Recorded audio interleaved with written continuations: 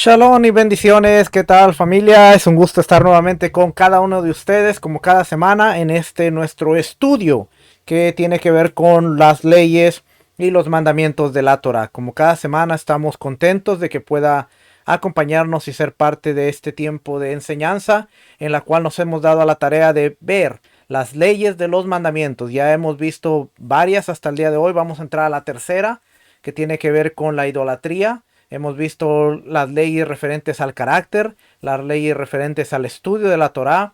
Vamos hoy a empezar con las leyes relativas a la idolatría y a las prácticas de los pueblos. ¿Por qué estamos haciendo esto? Porque muchas veces nos hemos dado cuenta de que entender la Torá es un poquito difícil.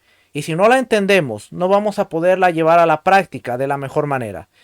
Hemos escuchado que hay 613 mandamientos, pero de esos 613 mandamientos hay diferentes aplicaciones para cada uno de ellos y podemos ver cuáles aplican para los sacerdotes, cuáles aplican para las mujeres, cuáles aplican únicamente para la tierra de Israel, cuáles aplican mientras haya vigencia un Sanedrín o un cuerpo judicial y tantas cosas que podemos ir viendo a través de esto. ¿Para qué? Para que cuando vengamos a la Torá y veamos un mandamiento, podamos entender cuál es su vigencia, cuál es su aplicación y de qué manera podemos hacerlo mejor. Así es que de eso se trata. Y hoy, déjenme llevarlo para acá.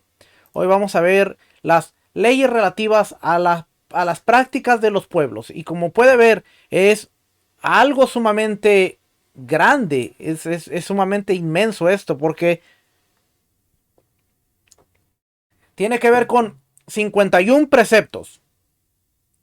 Únicamente esta ley relativa a la idolatría y práctica de los pueblos tiene que ver con 51 preceptos, dos de los cuales son positivos y 49 negativos. Y aquí nos enumera, por ejemplo, 1. No ir tras la idolatría, no desviarse tras los pensamientos del corazón y la visión de los ojos. Esto es importante porque cuando hacemos el Shema, y especialmente en Números 15, cuando dice pondrás sí para que vuestros corazones no se desvíen en pos, tiene que ver que con esto, no desviarse tras los pensamientos del corazón y la visión de los ojos.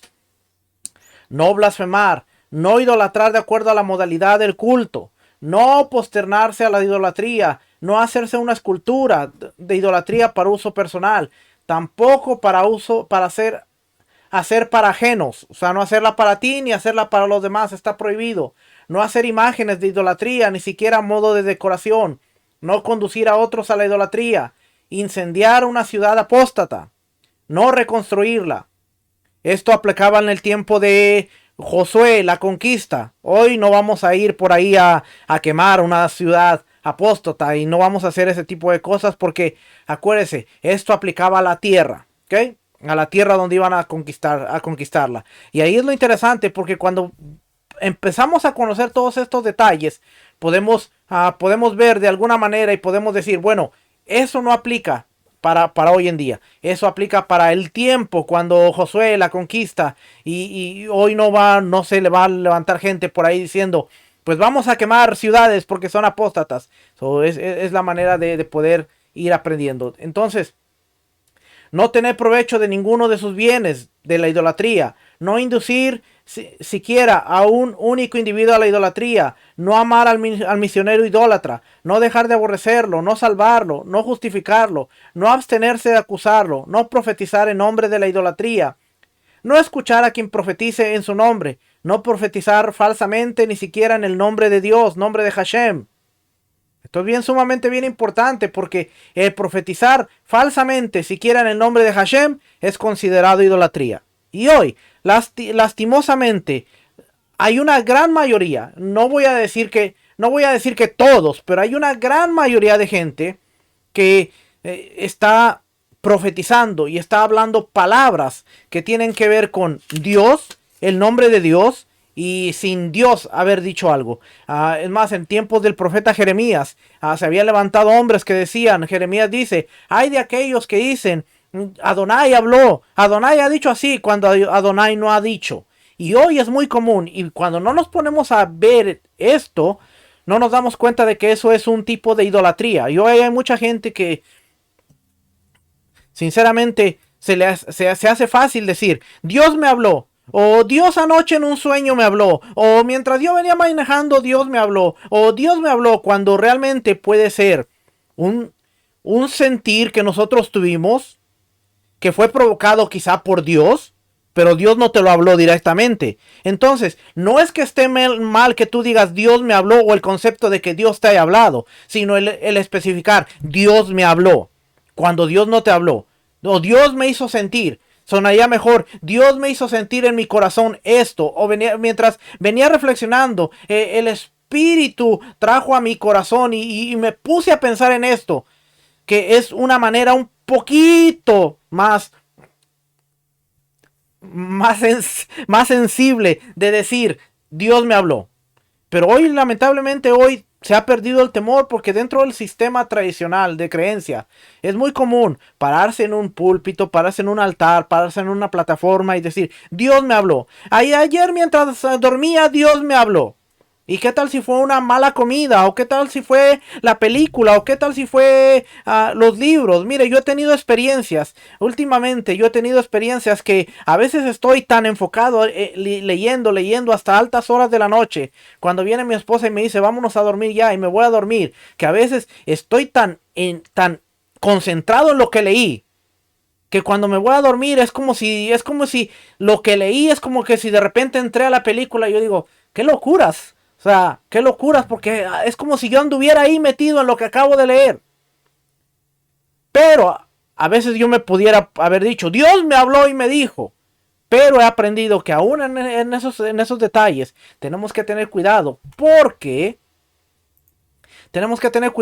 a veces decimos tan fácilmente, Dios me habló, Dios me dijo. Y no es que en sí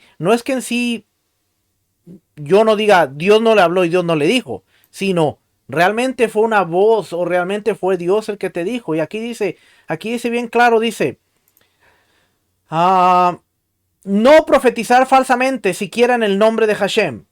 No temer de ejecutar al falso profeta. No jurar en nombre de la idolatría. No practicar el arte del Ob o el oráculo. No practicar el arte del idonei o el medium.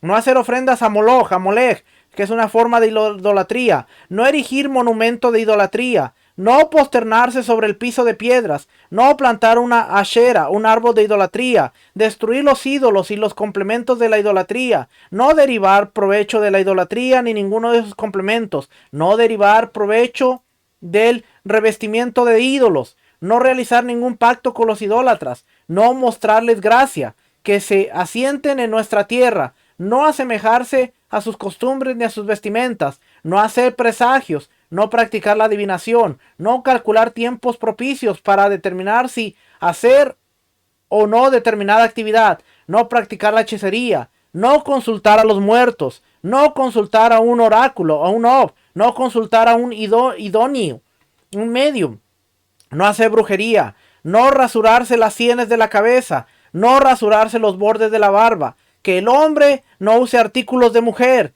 que la mujer no use artículos del hombre, no hacerse tatuajes, no herirse el cuerpo y no raparse por un muerto. Mire, si nosotros vemos que dentro de las leyes de la idolatría y de los pueblos está lo que es vestirse o que use artículos de hombre, que el hombre no use artículos de mujer y que la mujer no use artículos de hombre, aquí vamos a poder entender a qué aplica el texto que muchas veces dentro del movimiento pentecostal, cuando se estuvo su auge muy fuerte, decía, no, es que la mujer no puede usar pantalón porque la Biblia claramente dice que la mujer no use prendas de hombre. Aquí vamos a entender el concepto de los tatuajes y aquí vamos a entender el concepto de lo que es aún la barba, porque dice no rasurarse los bordes de la barba. Y mucha gente dice, no, es que no te tienes que cortar la barba. O muchas veces empiezas a estudiar lo que se considera raíces hebreas y automáticamente piensas que la barba es un elemento del contexto del estudio. Tú te dejas la barba porque estás estudiando raíces hebreas o porque te dejaste la barba, ya eres judaizante y eres parte de los judíos, cuando en realidad no tiene nada que ver. O sea, tenemos que poner la barba en su contexto Ya, seguido, a mí seguido me hacen preguntas. ¿Y usted por qué se deja la barba? Yo no me dejo la barba porque esté estudiando el contexto original de las escrituras. Yo me dejo la barba porque desde muy chico yo anhelaba tener una barba grande. Así es que ahí está el por qué yo uso una barba grande. ¿Sabe? Desde muy chico yo usaba todo tipo de cosas para que la barba me creciera, porque no me crecía y yo decía, yo quiero que me crezca, yo quiero que me crezca, y cuando finalmente me empezó a crecer la barba, dije, ahora tengo lo que quiero, ahora no me la voy a cortar tan fácilmente, porque si tanto batallé para que me saliera una barba, pero si el día de mañana yo tuviera que cortarme la barba, yo me la corto tranquilo y no pasa nada, porque no tiene nada que ver con raíces hebreas. ¿Okay? Eso hay que entenderlo. Lamentablemente alguna gente empieza a estudiar y piensa que dejarse la barba tiene que ver con me voy a ver más rabino, me voy a ver más judío, me voy a ver más, y eso no tiene nada que ver. El contexto de la barba es un contexto cultural. Así como el contexto de los tatuajes, el contexto de la ropa, todo esto tiene un contexto cultural. Ahora, ¿los tatuajes han ido arrastrándose en generaciones? Sí. Y usted preguntará, porque me va a hacer la pregunta, y antes de continuar, ¿está bien hacerse un tatuaje, sí o no? Hay varias posturas. Y aún dentro de el judaísmo hay varias posturas. ¿Te lo haces? ¿No te lo haces?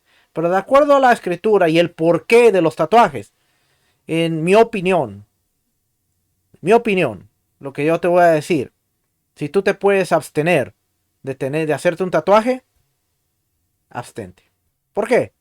Porque lo bueno nunca está marcado. Tú nunca has visto un Ferrari en la calle con un montón de tatuajes, ¿verdad? Tú has visto un Honda de 1990 con un montón de stickers y tatuajes. Es que tú no, echas a perder. Aparte de que los tatuajes dentro de la sociedad no son bien vistos. Eso hay que verlo. No es que sea correcto, pero es un estereotipo que la sociedad ha creado. Si tú te ves con tatuajes, automáticamente te juzgan. ¿Y eso está bien? Yo no digo que esté bien, la sociedad también está mal, pero eso lo ha hecho el mismo ser humano a través de la sociedad.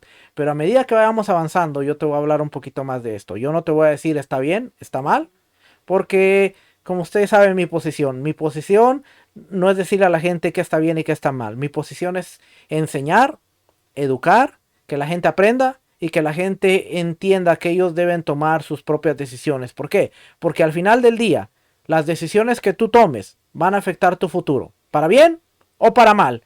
Y si yo te digo qué hacer, el día de mañana va a ser tan fácil que te vaya mal y levantar el dedo y decir, tú me dijiste que lo hiciera.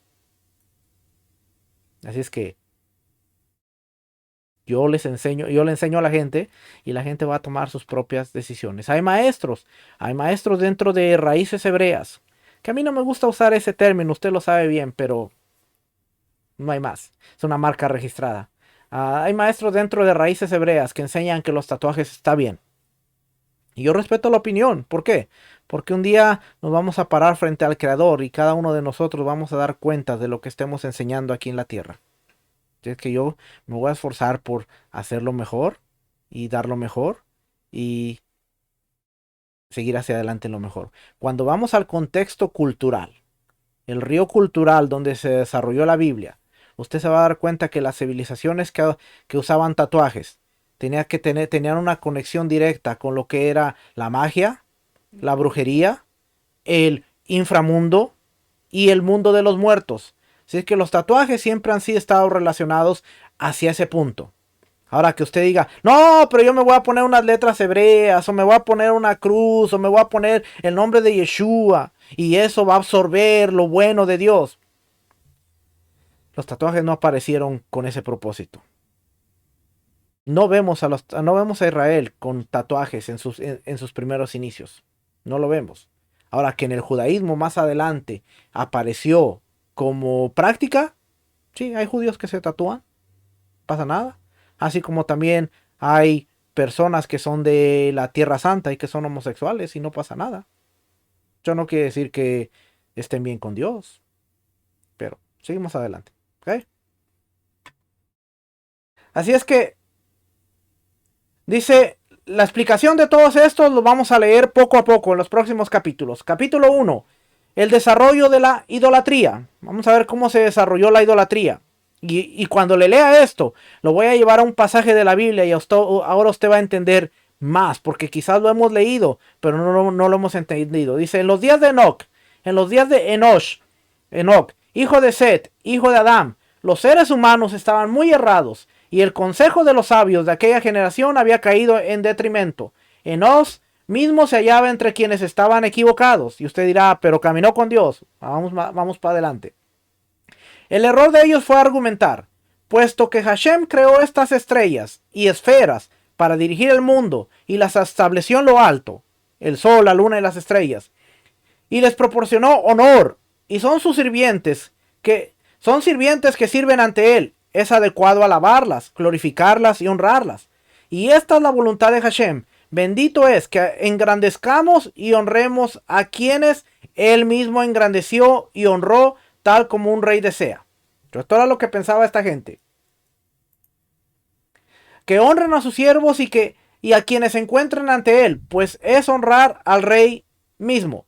Cuando surgió esta idea en sus corazones, comenzaron a construir santuarios para las estrellas y a ofrecerles sacrificios, alabarlas y glorificarlas verbalmente y posternarse ante ellas para captar por intermedio de ellas la voluntad del Creador. Oiga, en sí el fin no estaba del todo mal, porque ellas decían, a través de esto por intermedio de ellos vamos a alcanzar, a captar la voluntad del Creador. Querían tomarlas como un intermedio.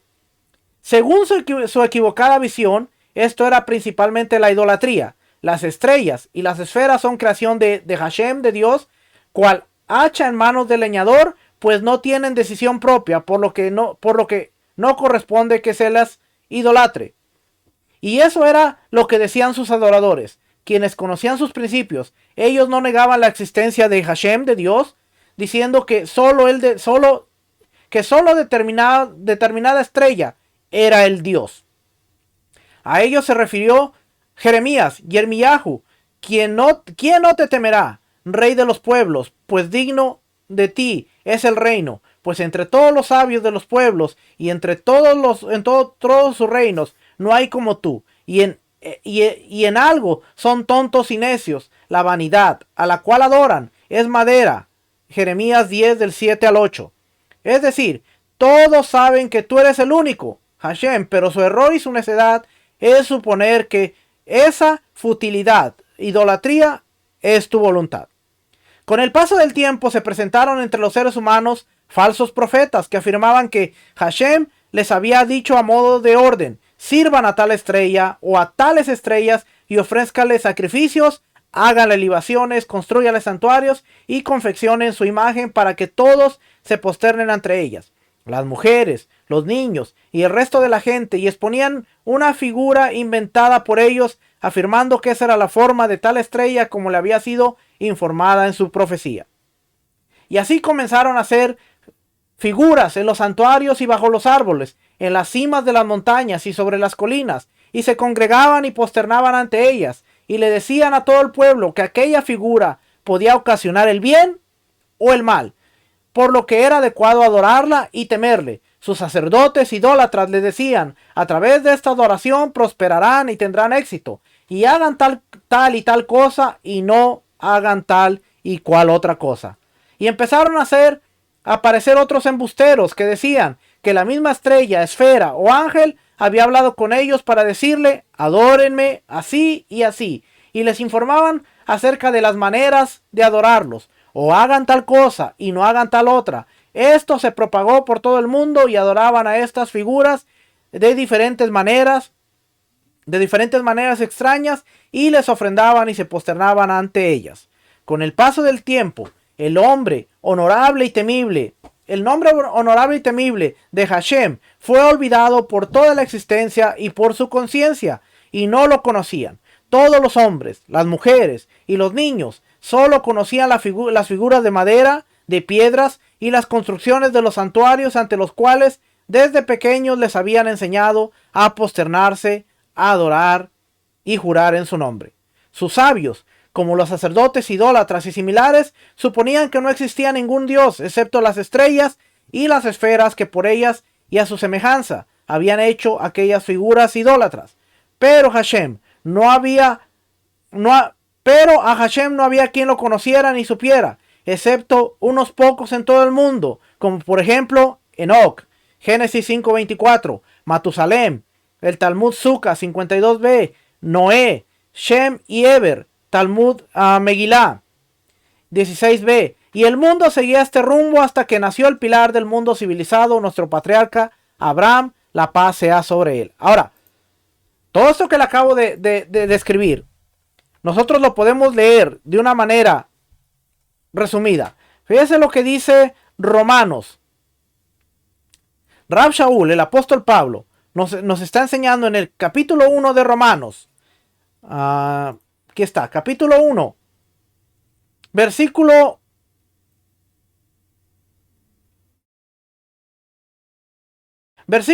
18.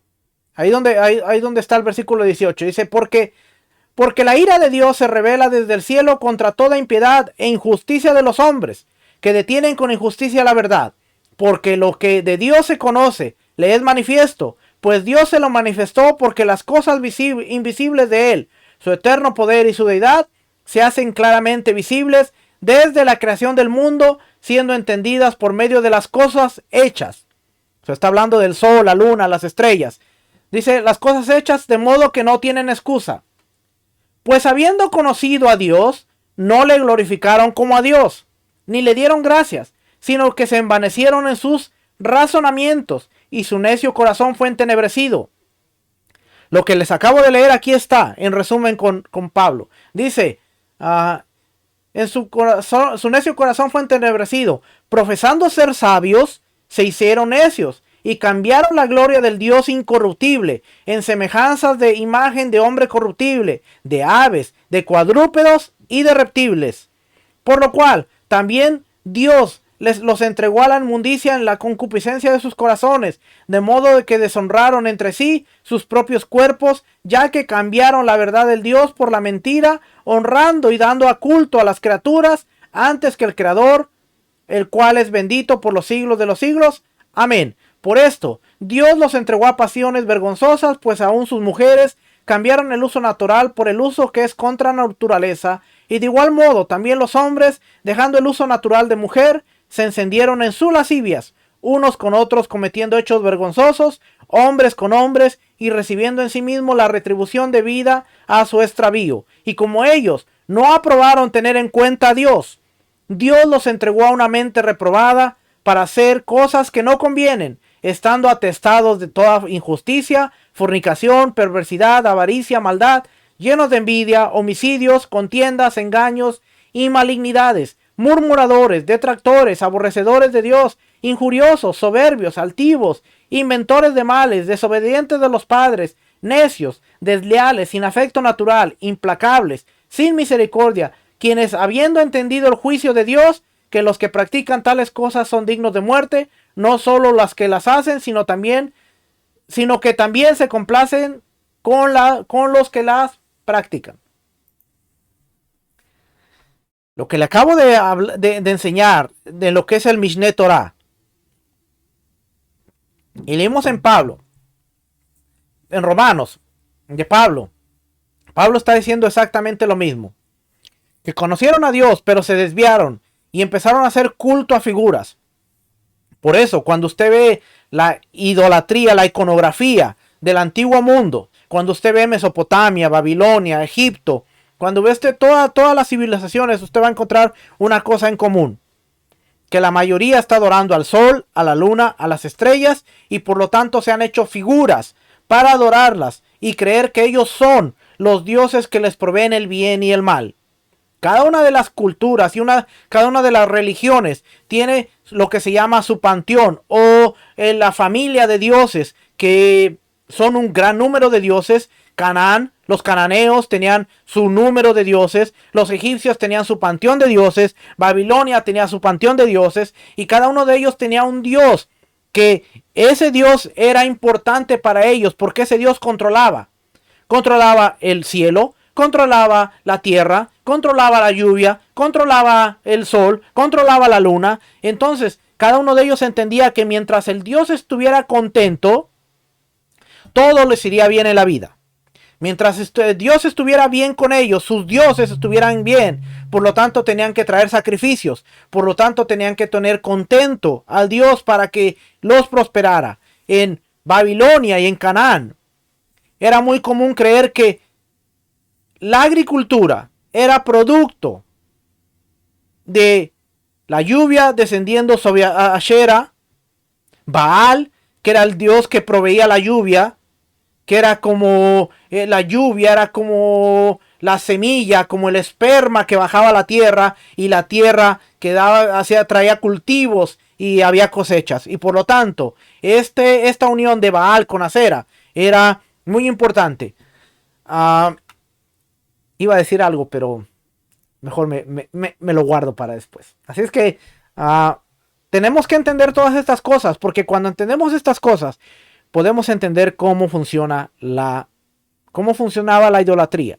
Y por qué Dios estaba tan en contra de la idolatría. Y por qué Dios, cuando llama al pueblo de Israel, le prohíbe que tenga contacto con la idolatría. Ahora, Israel no todo el tiempo fue un pueblo monoteísta. Y esto le va a sacudir a mucha gente. Israel no todo el tiempo fue un pueblo monoteísta. Abraham, Isaac y Jacob fueron aquellos que conocieron al Dios de Abraham, al Dios verdadero. Por eso se conoce como el Dios de Abraham, de Isaac y de Jacob. Pero cuando el pueblo está en el desierto, adoran a un becerro. Cuando el pueblo entra a Canaán, empiezan a adorar a los dioses, empiezan a hacer lugares altos. Salomón mismo, a través de sus esposas, empieza a crear altares en los lugares altos. Y el pueblo, durante el periodo de los jueces, durante gran parte del periodo de los reyes, el pueblo es un pueblo politeísta que estaba adorando a Dios, al Dios verdadero, al Dios de Abraham, de Isaac y de Jacob, pero tenía otros dioses. Y yo sé que usted va a decir, no, pero la religión de Israel es una religión concentrada en el Dios de Abraham, de Isaac y de Jacob. Y sí, pero si no entendemos la historia, vamos a creernos ese cuento de que Israel fue monoteísta en toda su historia, y no fue así. No fue sino hasta después del exilio de Babilonia, cuando ellos se van ¿qué es lo que les costó el exilio? La idolatría. Entonces ahí está la prueba de que el pueblo era idólatra. Con sus labios me honran, pero su corazón está lejos de mí. O sea que ellos honraban a Dios, pero honraban a otros dioses también. Y les cuesta el exilio. Babilonia se los lleva. Persia se los lleva. Y entonces cuando ellos regresan, es más, antes de que se fueran, hay un rey, el rey Josías, que empieza a hacer una revuelta, empieza a hacer una purificación para que todo Israel venga al conocimiento y venga a adorar a un solo Dios. Y está haciendo esto, pero después viene el exilio, se van. Cuando vienen del exilio de Babilonia, es cuando realmente conocemos la fe de Israel como un pueblo monoteísta que se forma, se forja. Y entonces ellos empiezan a decir, de aquí en adelante no nos vuelve a pasar. Y empiezan a poner ciertos cercos para evitar que la idolatría que les había causado el exilio, que lo que los había llevado al exilio, no les vuelva a suceder. Y ellos empiezan a formarse como esa nación ferviente, fiel al Dios de Abraham, de Isaac y de Jacob. Y ellos empiezan a formar lo que es la liturgia, empiezan a formar todo con Esdras, Nehemías y los sabios de la gran asamblea, los 120 hombres sabios. Y de ahí es que empezamos a conocer cómo la Torá vivía, cómo se caminaba la Torá como un estilo de vida, a lo que usted me ha escuchado a decir muchas veces, que se conoce como el judaísmo del segundo templo. Y esa es la mirada que nosotros queremos poner. Ahí es donde nosotros queremos observar, porque de la manera que ellos empezaron a hacer las cosas, era una lealtad y una fidelidad al rey y al Dios de Abraham, de Isaac y de Jacob, diciendo, no nos vuelve a pasar, nada más. Pero no fue hasta ahí que realmente el pueblo, podemos conocer a un pueblo monoteísta que tiene adoración a un solo Dios. Antes de ahí, Usted va a escuchar a la mayoría de maestros que han estudiado y que son responsables en la información decirle: Israel tuvo sus subidas, sus bajadas. Fue un pueblo monoteísta y politeísta. Se me olvida el otro término. Eteonista. Entonces, ese es un detalle que debemos considerar. Porque cuando decimos la fe de Abraham, de Isaac y de Jacob, tenemos que entender que aún el mismo pueblo de Israel tuvo que pasar por un proceso. Y por eso una de las leyes tan especial que ellos tienen es las leyes de la idolatría. Porque en las leyes de la idolatría ellos están diciendo: estuvimos ahí, nos pasó, y a través de nuestra historia podemos y queremos evitar que esto suceda con aquellos que tienen el conocimiento del Dios verdadero. Lo siguiente que está aquí es una historia, es un midrash que quizás usted ha leído. Es parte de la tradición. Un midrash, algo que los sabios tratan de explicar. Y se lo voy a leer para que usted lo vea. Pero acuérdese, es un midrash. ¿Okay? Dice: cuando Abraham fue destetado a los 3 años, comenzó a indagar, meditaba día y noche y se asombraba. ¿Cómo es posible que esta esfera gire siempre sin nadie que la dirija? ¿Quién la hace girar? Pues es imposible que gire sola constantemente. No tenía ningún maestro ni nadie que le explicara, ya que estaba inmerso en Ur-Kasdim o en Ur-Caldea, actual territorio de Irak, entre los necios idólatras. Su padre, su madre y todo el pueblo practicaban idolatría, y él adoraba con ellos. Su corazón deambulaba y meditaba hasta que alcanzó la senda de la verdad y comprendió la línea de la justicia a través de su buen entendimiento, y llegó al conocimiento de que existe un solo Hashem, un solo Dios, que dirige la esfera y creó todo, y que no hay nada, que no hay en toda la existencia ningún Dios fuera de él. Sabía que todos estaban equivocados y conocía la raíz de su error, que adoraban estrellas y figuras, hasta que perdieron la noción de la verdad. A los 40 años de edad, Abraham reconoció a su creador. Al conocerlo, comenzó a cuestionar a la gente de Ur-Kasdim, a debatir con ellos y a decirles: no están siguiendo la senda de la verdad. Rompió sus estatuas y se dispuso a informar a la gente que el único a quien se debía servir es al Dios del universo, y a él corresponde posternarse y ofrendar y llevarle libaciones para que lo reconozcan todas las generaciones futuras, y que es apropiado destruir y romper todas las figuras idólatras, para que nadie se equivoque a causa de ellas, como los que creen que solo ellas son sus dioses. Después de que Abraham prevaleció ante ellos con pruebas, el rey de Babilonia, Nimrod, quiso matarlo. Entonces se le ocurrió un milagro. Se salvó del horno ardiente al cual le obligaron a ingresar. Talmud Pesahim 118a. Ahí está la historia. Es una historia del Talmud. Se dirigió a Haram, en Mesopotamia. Ver Génesis 11:31. Y empezó a proclamar con una gran voz a toda la humanidad y hacerle saber que existe un solo Dios en todo el universo, y a él corresponde servir. Iba clamando y congregando al pueblo de ciudad en ciudad y de reino en reino hasta que llegó a la tierra de Canaán, y seguía divulgando el monoteísmo como expone, e invocó ahí el nombre de Hashem, el del universo. Génesis 21:33. Ahora, ¿podemos decir de Abraham que Abraham fue monoteísta? Podemos decirlo. Pero a través del relato bíblico podemos decir que Abraham fue monoteísta después del llamado de Dios, cuando dice: sal de Ur de los caldeos. La demás historia que se encuentra en el Midrash es una forma de relatar y es una forma de exponer. No hay evidencia arqueológica, no hay evidencia histórica, no hay evidencia ni aún bíblica de que Abraham haya ingresado a un horno de fuego. Pero es un relato que nos hace entender que de alguna manera algo sucedió. Lo que nos hace llevar a pensar y a meditar es que algo sucedió en la vida de Abraham para que Abraham entendiera el llamado de Dios cuando le dijo, sal de tu tierra y de tu parentela, deja a los dioses, como vimos en las porciones anteriores de Génesis, Leg Lejá. Deja tus dioses familiares, deja tus dioses nacionales, deja tus dioses patriarcales, deja tus dioses de familia y sal. Para que Abraham dejara, tuvo algo que pasar. Entonces, si uno medita estas historias, uno puede no tomarlas tan a fondo, pero uno puede meditar para decir algo sucedió y algo hizo clic en la vida de Abraham. De ahí en adelante vemos una relación de Dios con Abraham.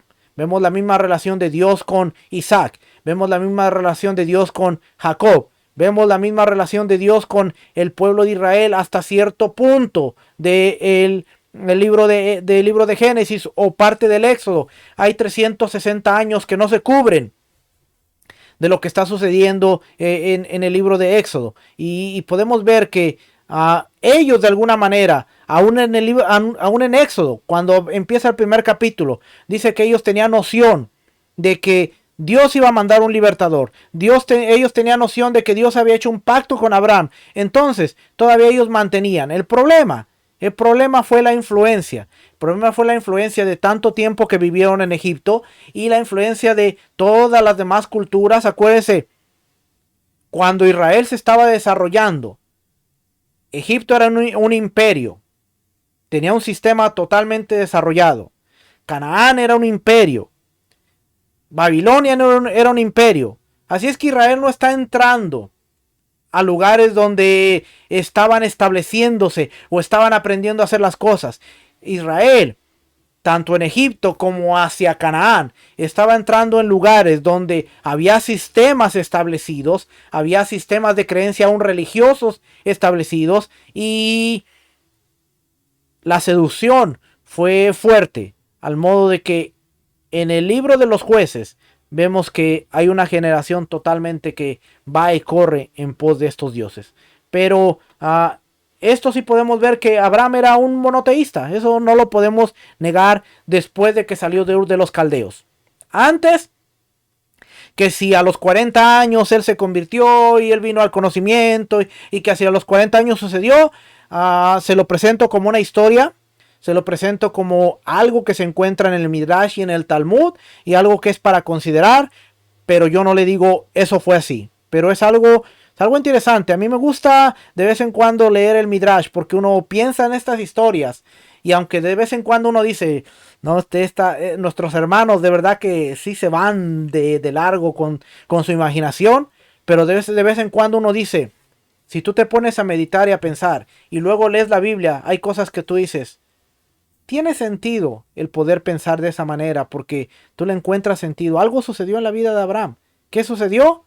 La Biblia nos deja en un mundo abierto. No sabemos qué pasó. Pero después esta literatura extrabíblica empieza a llenar los huecos y empiezas a decir, ahora, ¿que vamos a estar de acuerdo en todo lo que dice el Midrash? No, porque hay ciertas cosas que no tenemos que estar de acuerdo. Pero el hecho que no estemos de acuerdo no quiere decir que vamos a desechar esta literatura. ¿Okay? Tenemos que tener la madurez suficiente para decir, yo no tengo que estar de acuerdo en todo lo que un libro dice para considerar la parte de un libro. ¿Okay? Había cierta vez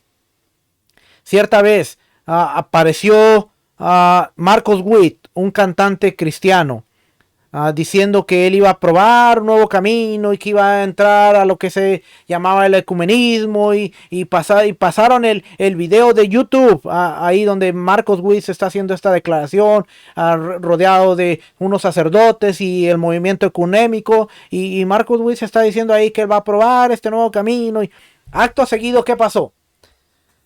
La mayoría de personas no querían escuchar a Marcos Witt nomás. La mayoría de personas a las cuales habían sido bendecidas con muchas alabanzas, habían llorado, habían sentido la presencia fuerte del Espíritu y el poder de Dios con las alabanzas, no querían ver a Marcos Witt ni en pintura.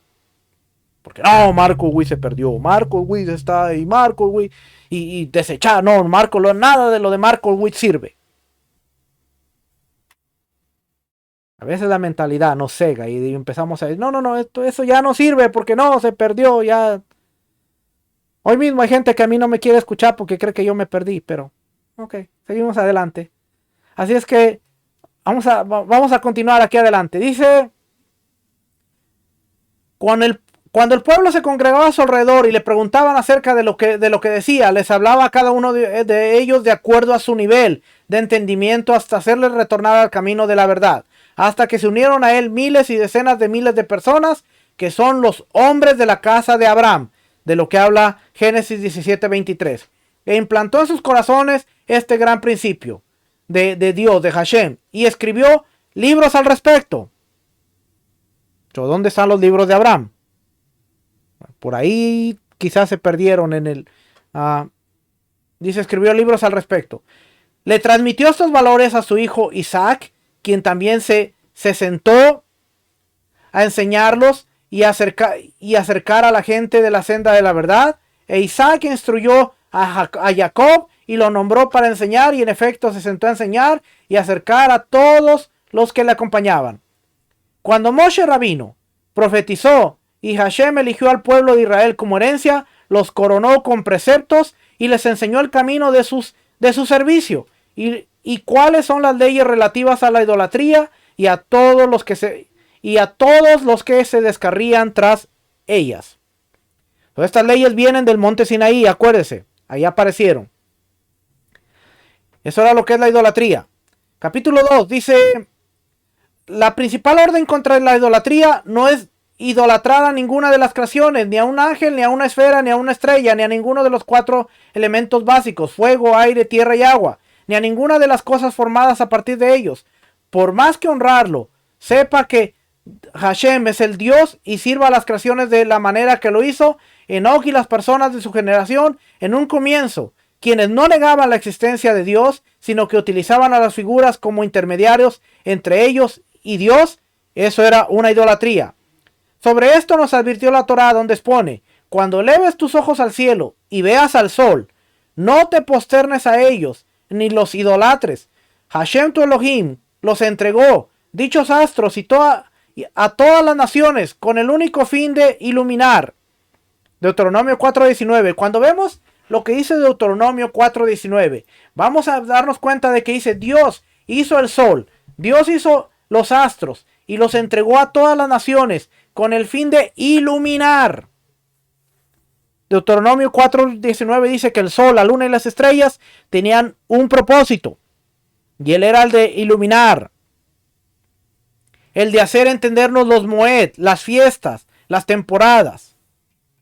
¿Qué pasó? Que el hombre pensó que eran los sirvientes de Dios y empezaron a adorarlos como intermediarios entre Dios, entre el hombre y Dios, pero después quitaron a Dios y solamente se quedaron los intermediarios, y ahora la luna era un Dios, el sol era un Dios, las estrellas eran un Dios y todo lo que después más adelante conocemos. Dice aquí: en cambio, a estos, dice, es decir, quizá consideres y creas que son ellos, el sol y los astros, los que guían al mundo, puesto que Hashem los diferenció de la conducta, todas las cosas del mundo en general que viven y existen, se desintegran. En cambio, estos no se desintegran, y quizás digas que corresponde posternarse ante ellos y adorarlos. Acerca de estos, la Torá nos dice: cuídese, no sea que su corazón se tiente. Deuteronomio 11:16. Es decir, no se descarríen por las reflexiones del corazón por servir a estos cuerpos celestes y hacerlos intermediarios entre ustedes y el Creador. Hashem se accede directamente a través de las plegarias sin intermediarios. La literatura idólatra. Incluso está prohibido mirar una imagen de idolatría, como expone: no vayas tras los ídolos. Acerca de este tema expone: ni tampoco recurras a sus dioses. No vayas a preguntar: ¿de qué forma servían esos pueblos a sus dioses? Deuteronomio 12:30. Para que no hagas preguntas acerca de cómo es su servicio, a pesar de que no los adores, pues esto causará que vayas tras ellos y no hagas como hacen ellos, como expone también: yo lo haré. Deuteronomio 12:30. ¿Okay? La idolatría no es lo único en lo que tenemos prohibido pensar, sino que cualquier pensamiento que provoque que el hombre desarraigue uno de los principios de la Torá, está prohibido considerarlo y desviar nuestro pensamiento hacia ello, ni pensar, ni ir tras los raciocinios del corazón, debido a que el entendimiento humano es limitado y no todas las mentes pueden entender la verdad perfectamente. Y si cada persona siguiera los pensamientos de su corazón, debido a su estrechez de entendimiento, resultaría la destrucción del mundo. Esto es bien importante, porque dice, si cada persona siguiera los pensamientos de su corazón, debido a la estrechez, a lo poquito que nosotros pensamos, esto resultaría en la destrucción del mundo. Hay personas que dicen, no, está bien como tú pienses, mientras esa sea la forma de honrar a Dios. Y ese es un pensamiento equivocado, porque eso está provocando que cada gente piense que como hace las cosas está bien. ¿Y eso qué ha llevado? A que hoy, dentro de el movimiento o dentro de lo que se conoce como el cristianismo, hay 49,000 religiones en todo el mundo. 49,000 denominaciones, no religiones. 49,000 denominaciones en todo el mundo.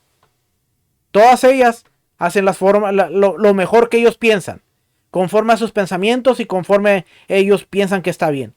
49,000 denominaciones en todo el mundo. Porque cada quien hace las cosas como piensa. Raíces hebreas. No es tan grande el número, pero cada día aparecen personas que saben cómo hacer las cosas y que entienden que tienen la verdad. Y hoy están los nazarenos, están los del camino, están los de la casa de Efraín, están raíces hebreas que creen que Yeshua y Yahweh son uno, están raíces hebreas que creen que la tierra es plana, están raíces hebreas que creen en un montón de cosas. Así que por ahí vamos, Cada día aparece un grupo diferente. ¿Por qué? Porque pensamos que lo que nosotros creemos está bien. ¿Y cuál es lo mejor? Usted preguntará, ¿cuál es lo mejor? Lo mejor siempre es asegurarnos de que estamos estudiando para regresar a la verdad y hacer las cosas de la manera correcta. Como yo siempre he dicho, el decir que debemos tener un balance es una declaración un poquito injusta. Porque si nosotros vamos a medir el balance de acuerdo a lo que yo pienso, todo el mundo va a estar mal. Porque no todos van a hacer y ver las cosas como yo las veo. Entonces, ¿cuál es el balance que debemos tener? El balance que la Biblia nos dicta. Porque ahí nuestra pesa, nuestra medida de pesar, no va a ser el conocimiento, los sentimientos y la forma de ver de una persona, sino va a ser lo bíblico. ¿Cómo tú pesas que estás haciendo un mandamiento correctamente? No porque lo dijo fulano mengano, sino porque cómo lo dice la Biblia. Hermano, pero ¿cómo yo entiendo cómo se hace el mandamiento? Bueno, vamos a empezar a estudiar los 613 mandamientos con el maestro Rico Cortés a partir del miércoles 29 de diciembre a las 10 de la mañana. Vamos a estar estudiando los mandamientos por cada parashá, por cada porción de estudio, y vamos a ir estudiando los 613 mandamientos. Hay un libro bien interesante. Ese libro se llama Tariag Mitzvot. Es este libro, el Tariag Mitzvot. Como usted puede ver, lo tengo aquí a la mano porque es el pan diario de todos los días. El Tariag Mitzvot. Este libro es los 613, es una guía concisa de los 613 mandamientos con sus aplicaciones y cómo deben de llevarse. Este libro se está traduciendo al español y va a estar también disponible en español.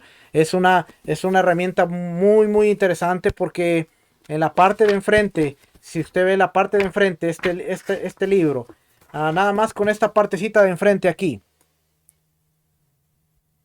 Ahí esa parte dice ahí, usted ve la M, dice hombre solamente, la W, mujeres solamente, la K, Kohanim, sacerdotes, la K y la G, Cohen Gadol, y así va la L, Kohanim, Levín, King, el rey, luego está la L, Levim, y luego está, por abajo está la Y, que es la tierra de Israel.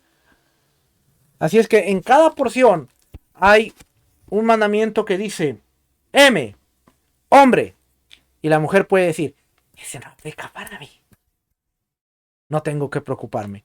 Pero después hay uno que dice W, y el hombre dice, no tengo que preocuparme. Pero después hay uno que dice W, Yeres Israel, que significa mujer en la tierra de Israel. Si tú que estás fuera, que no venga nadie que te diga, hermana, pero usted tiene que cumplir con este mandamiento. Porque usted, que te va a tener el entendimiento, usted va a poder decir, sí, mira, ese mandamiento está muy hermoso y todo, pero ese aplicaba en la tierra de Israel. Cuando regresemos a la tierra de Israel, va a estar vigente. Hay mandamientos que dicen Beidín, BD, que quiere decir el cuerpo de Sanedrín. Hay mandamientos que hoy, aunque pudieran tener su validez, al no haber un cuerpo Sanedrín, no tienen vigencia. Ejemplo, Rosh Hodesh. Aunque todo mundo puede salir en Israel y decir, hoy vi la luna, podemos declarar la luna. Ese mandamiento tiene la veila de Beidín. Los únicos que pueden declarar el nuevo mes es un cuerpo judicial, un Sanedrín. Por lo tanto, hoy absolutamente nadie, así sea de la línea de Aarón, así sea levita, puede declarar un comienzo de mes. Pero entonces, ¿cómo le hacemos? Es que hay un calendario que fue establecido por el último Sanedrín, el último Beidín, el último cuerpo judicial. Cuando ellos vieron, por ahí en el año 364, 350 y algo, que vieron que los judíos estaban a punto de extinguirse, las persecuciones, la muerte. Ellos dijeron, el judaísmo, puede llegar el tiempo que el judaísmo deje de existir o no tenga la capacidad para elaborar un calendario. Entonces, matemáticamente nosotros podemos elaborar uno para las futuras generaciones y de ahí en adelante ellos puedan regirse para que ellos no vayan a verse en la necesidad de que cada quien esté celebrando el mes cuando se les antoje. Vamos a establecer un calendario y ellos que tenían la legalidad del calendario, poder decir, este es el mes. Ahora, que está 100% actual y es 100% preciso, no, porque fue matemáticamente calculado. Quiere decir que puede fallar en un día como en otro día, pero nadie tiene la legalidad de cambiarlo. Hasta que se vuelva a restablecer el cuerpo judicial, un Beidín, y haya un altar, y ellos presenten una ofrenda por su culpa, y pueda volver a establecerse el calendario como lo hacían, no podemos cambiarlo. Pero esa es la importancia de conocer los mandamientos. Si es que las clases van a estar a partir del próximo miércoles 29 de diciembre. Si usted está viendo este video más adelante, quizás los videos de los mandamientos ya estén disponibles. Así es que si todos aquellos que quieran estudiar, lo pueden hacer todos los miércoles a las 10 de la mañana con el Moré Rico Cortés, que nos hemos dado a la tarea de estudiar los mandamientos, los 613 mandamientos, para entender todo este tipo de cosas que estamos viendo aquí, como por ejemplo estas leyes de la idolatría. Así es que déjenme terminar con esta parte.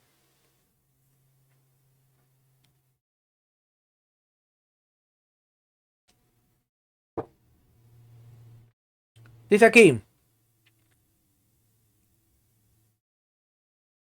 ¿dónde me quedé? Ya no me acuerdo dónde me quedé. ¿Cómo es esto? Si se deja llevar por sus propios pensamientos, en ocasiones la persona pensará en la idolatría y en otras en la unicidad del Creador. Si Hashem es uno, o quizá no. ¿Y qué hay arriba de los cielos? ¿Qué hay abajo? ¿Qué había antes de la creación del mundo? ¿Qué habrá después? Y en ocasiones sobre la profecía pensará, quizás sea cierta, y lo que dicen los profetas es realmente la palabra de Hashem, y quizá no, y lo que dicen los profetas son sus propias imaginaciones. Y en ocasiones sobre la Torá, quizá proviene del cielo, quizá no, y no conoce las pautas para juzgar hasta conocer la verdad perfectamente, y resultará que llegará a la herejía. La Torá ha advertido acerca de este tema, como dice Números 15:39, no vayan tras los deseos de sus corazones y tras sus ojos, tras los cuales se desvían. Es decir, no irá cada uno de ustedes tras su propio entendimiento ilimitado, creyendo que su mente capta la verdad. Así dijeron los sabios. Tras sus corazones se refiere a la herejía, tras sus ojos se refiere a la lujuria. Esta prohibición de pensar en tales cosas, a pesar de que cause que la persona sea expulsada del mundo venidero, no merece la pena de azotamiento, ya que pensar no es una opción, por lo que puede ser punible, no puede ser punible por ningún tribunal, sino por Dios. Esta parte, la gravedad de la idolatría. La prohibición de la idolatría equivale a todos los preceptos, como expone, si ustedes inadvertidamente cometen un acto de idolatría, es como si violaran todos estos preceptos que Hashem le ordenará a Moshe. Números 15:22. La tradición enseña que este versículo se refiere a la idolatría. Entonces aprendemos que aquel que reconoce a la idolatría está negando toda la Torá, todos los profetas y todas las instrucciones de los profetas desde Adán hasta el fin del mundo. Como expone, desde el día que Hashem los transmitiera a estos mandamientos en adelante por todas las generaciones. Números 15:23. Y todo el que niega la idolatría está afirmando toda la Torá, y esto es lo principal de todos los preceptos. Saber que todos ellos vienen de la Torá y de Hashem. Un israelita que practicó idolatría es como un no judío, un goín, en todos los aspectos. Oiga, un israelita que practicó la idolatría, y no como un israelita que comete una transgresión punible con apedreamiento, el cual se le considera un israelita sentenciado. Un apóstata idólatra es un apóstata para toda la Torá. Asimismo, los herejes israelitas no son considerados israelitas en nada, y su teshuvá, retorno y arrepentimiento, nunca es recibido como expone. Todos los que van no volverán ni alcanzarán las sendas de la vida. Proverbios 2:19. Los herejes son aquellos que van neciamente tras los pensamientos de su corazón, en lo que mencionamos previamente, hasta terminar transgrediendo preceptos principales de la Torá para irritar a Hashem con desprecio y con insolencia, y dicen que aquello no es una transgresión. Está prohibido hablar con ellos y responderles sus cuestionamientos en absoluto. Como dice Proverbios 5:8, no te acerques a la puerta de su casa. El pensamiento del hereje está en la idolatría. Por lo tanto, si por ejemplo faena un animal, seguramente tuvo intenciones idólatras, por lo que está prohibido consumirlo. Después de haber leído esto, usted ahora puede entender por qué muchas veces los judíos no aceptan cosas de aquellos que no conocen. No aceptan cosas de aquellos que no son parte del judaísmo, porque ellos están cuidando de la idolatría. Que a veces sí llegan a un punto extremo, sí, pero si usted abre una botella de vino y se las quiere dar, no se lo van a aceptar. Si usted prepara algo y pretende que venga a su mesa y se siente a comer, no se van a sentar a comer. ¿Por qué? Porque ellos entienden que si un idólatra faena un animal, seguramente tuvo intenciones idólatras, por lo que está prohibido consumirlo.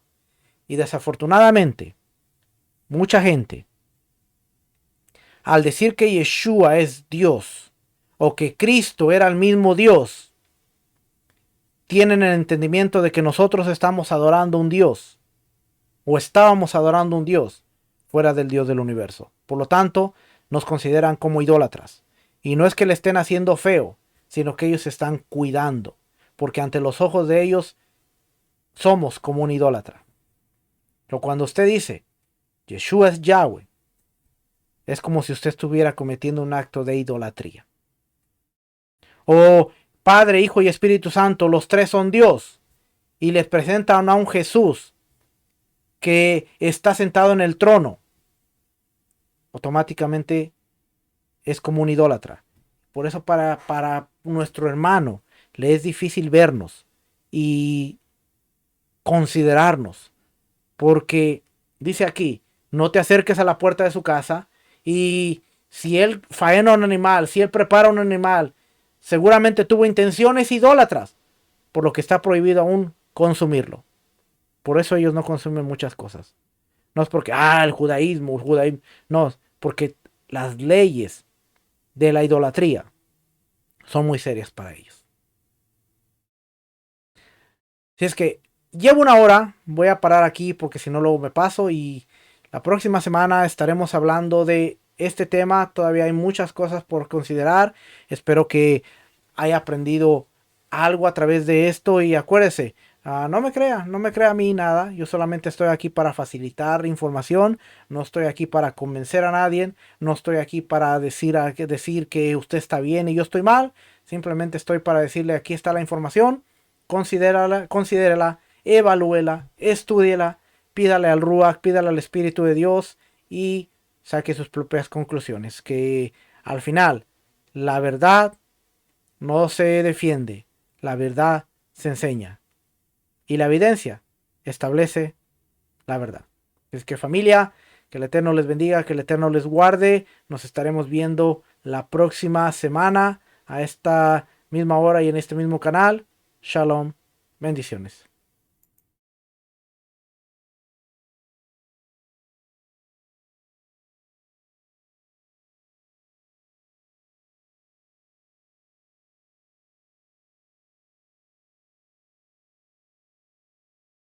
Ah,